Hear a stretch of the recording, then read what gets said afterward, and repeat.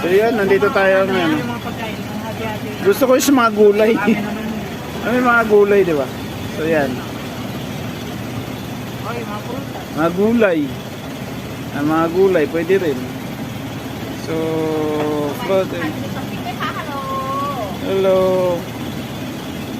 Ano, tindahan dito sa ano. Yan.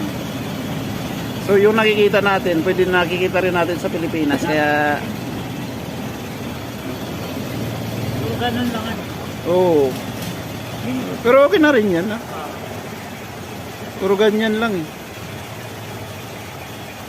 Yan. Ako, yung sa dulo ko siguro yung mga puro lang mga pagkain. Oo. Ano, mga souvenir. Mga bao. Mga souvenir lang talaga dito.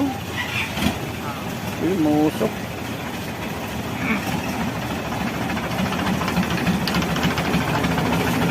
Yan.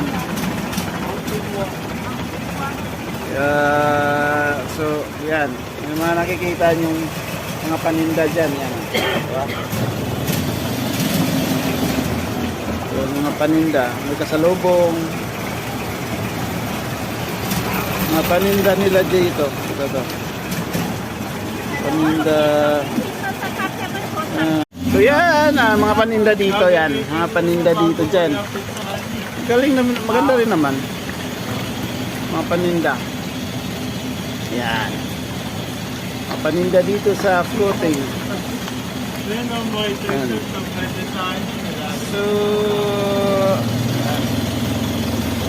So wala pa. Kaya natin sa pinaka-market siguro pinaka-mano no, maganda. Pinakamaganda sa market. Yan. Sugar cane. Ang sarap ng ano na yan, ano?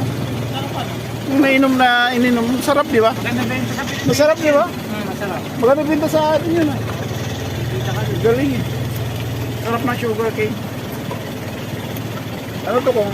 Ay, may ano ata rito. Anong meron dito? Pamahid. Bagong gawa nila na ano.